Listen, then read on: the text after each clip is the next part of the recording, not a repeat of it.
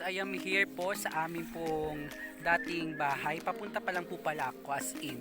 Kasi po ngayon ay gusto kong gumawa ng first content para po sa aking bagong vlog. Kasi I want to try something new in my life. Kasi kailangan talaga yun.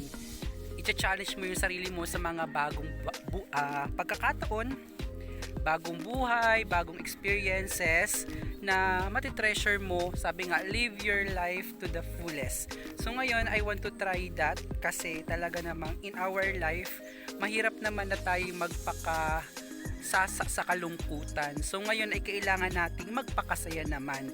Bagamat nandun yung feeling na tayo ay malungkot, pero it's part of our life. Flavor yon, ingredient para tayo ay patuloy na maka-realize kung ano ang tunay na kahulugan ng happiness. So ngayon ay nandito ako, makita nyo yan guys.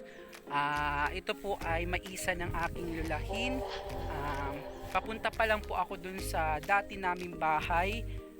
Makikita nyo kung saan kami nagsimula. And hindi pa naman kami mayaman. Nakakaraus-raus.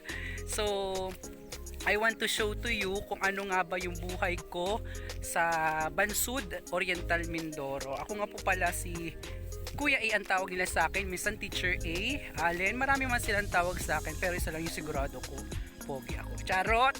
So ngayon ay papunta na ako ulit dito. Maya guys, update ko kayo and I want to introduce myself ng formal sa lahat ng mga bago kong makakasama sa vlog na ito. Ayan, nandito po ulit ako, mangungulit para sa inyo and formal po ako sa inyong magpapakilala. Ako po si Allen Capin Akbang. Nagmula lamang ako sa isang simpleng pamumuhay. Ipinanganak ako noong April 27, 1996 at ngayon ay 25 years old na ako. Ngayon ay ang aking profession ay pagtuturo, isa akong guro and proud ako doon at ini-enjoy ko siya kasi once na nilagyan mo ang isang bagay ng passion and dedication, magiging masaya ka sa ginagawa mo. And from Akbang family, maganda naman yung history ng aming family background. Talagang makikita mo naman na medyo malaki din yung angka namin pero hindi ko maitatanggi na masaya ang aming pamilya. Ayan, nakakaranas man ng pagsubok ay yun yung mas nagpapalakas sa akin. And may mga bagay na talaga tayo na namimiss at namimiss ko yung buhay namin dito sa Hulo, ang tawag kasi namin dito. Yung Hulo na yun kasi kami yung pinakang dulo dito sa Bliss Pag-asa and talagang kaya po kami lumipat lang dun sa Bliss na tinitirahan namin ngayon kasi po nasira yung aming bahay dahil sa Bagyong Tisoy. Hindi ko alam kung anong year yung Bagyong Tisoy na yun. Parang 2019. 2019 kasi is dun po ako na item sa DepEd, napunta sa DepEd at dun ako nagtrabaho. Talagang that time is yung unos na naranasan namin regarding Bagyong Tisoy is sirang-sira talaga yung bahay namin. Talagang butin lang yung ibang gamit is na salba namin. Ang pinakang kinuha ko lang, dala-dala ko is may laptop kasi nandun yung mga mahalagang files ko sa school. Napakahirap magdala nun kasi not-ready ako that time. Umaga dumating yung bagyo na yung kaparehas ng bagyong Nona. So ngayon, ma'am, gusto kong i-share sa inyo yung buhay ko and kasi this is the first time na mag-vlog ako and I want to inspire other people through this vlog.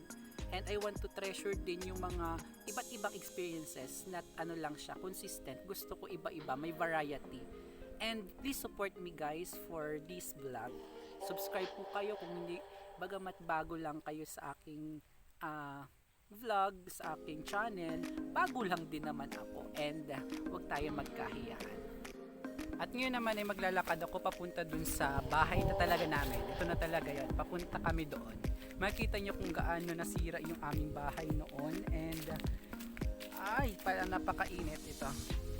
Makita nyo na siya maya-maya lamang. Samahan nyo ako guys sa paglalakad. Napaka-fresh ng hangin dito.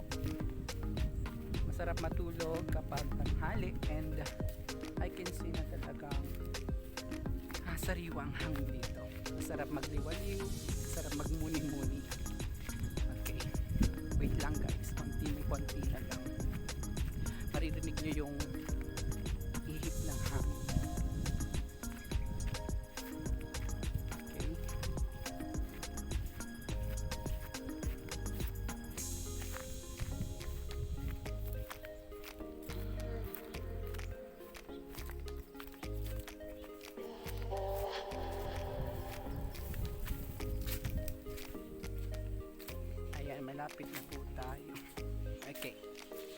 ito po yung aming lugar kung saan kami dati nakatira.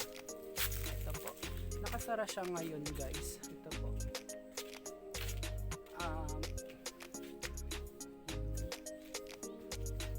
Gawa lang po siya sa plywood. Gawa lang siya sa plywood kasi hindi po namin ito lupa. Pero sayang po yung mga kagamitan namin. Nakita niyo po yung lugar. Very ano po siya. Nasa bukid po kami. And sarap po ng hangin dito. Ayan. Hindi ko po pala mabuksan to. Wala sa akin yung lock. Ano po. Ngayon ay nagbababuyan ang lola ko dito. Ayan o. Ayan guys, kita nyo yun? Yun yung piggery nila lola. Sila nag-aalaga dito ng baboy. Pero hindi pa naman ako masyadong baboy, diba guys? And wow, ngayon ko lang ito nakita. Meron pala dito yung papaya na natira dito sa amin. Ang laki-laki na niya na ngayon. May bunga na. Ganun talaga. Sometimes, yung ating pinaghirapan, hindi natin na-expect. Magkakaroon pala ng magandang resulta, magandang bunga. And ngayon nga, medyo inaanya namin yung magandang sinimulan namin yung itinanim namin. Kaya talagang yung kapag nagtanim ka ng maganda, maganda rin yung iyong aanin. And naniniwala talaga ako doon. Okay guys, ito po yung lugar.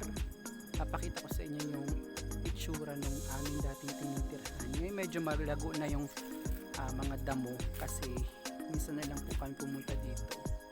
Ito po yung manggahan namin and napakaganda ng panahon ngayon. Okay. Diba ang ganda po ng tanawin? Napakasarap ng hangin, kitang-kita nyo, and napakaganda ng panahon ngayon. At yun na nga guys, ipinakita ko sa inyo, ipinisilip ko lang kung ano yung itsura ng lugar namin dati na tinitirahan. Medyo malago na nga siya kasi matagal na rin kami hindi nakapunta doon. Noong 2020 lumipat na kami, January 2020 nakalipat na kami dito sa pinakagitna ng Bliss kasi hulo kami, from hulo nandun na kami sa gitna. And I want to thank God, baka sa susunod sa unahan na kami. And ganun kabuti ang ating Lord sa ating mga buhay. Just trust Him, yun kasi ang mga learnings natin. Sometimes kasi merong mga bagay na hinihintay kay Lord pero hindi niya pa binibigay kasi mas may best siyang ibibigay sa atin. Naniniwala ako na everything happens for a reason and the best is yet to come sa buhay ng bawat isa. And that's all for today's vlog, and I hope na kayo ay medyo na-inspire pa lang kasi ito pa lang yung umpisa and napakahirap mag-umpisa ha. Talagang hindi ko alam kung paano at ano yung maging content ko, and I just wanna share something special in my life kasi dun ako nagsimula and something dun sa background ko, and I hope makilala nyo pa ako and makilala ko rin kayo sa aking vlog. Again, ako si Kuya A, ang nagsasabing pasalamatan ang dapat pasalamatan at magbalik tanaw sa mga taong patuloy na naging bahagi ng iyong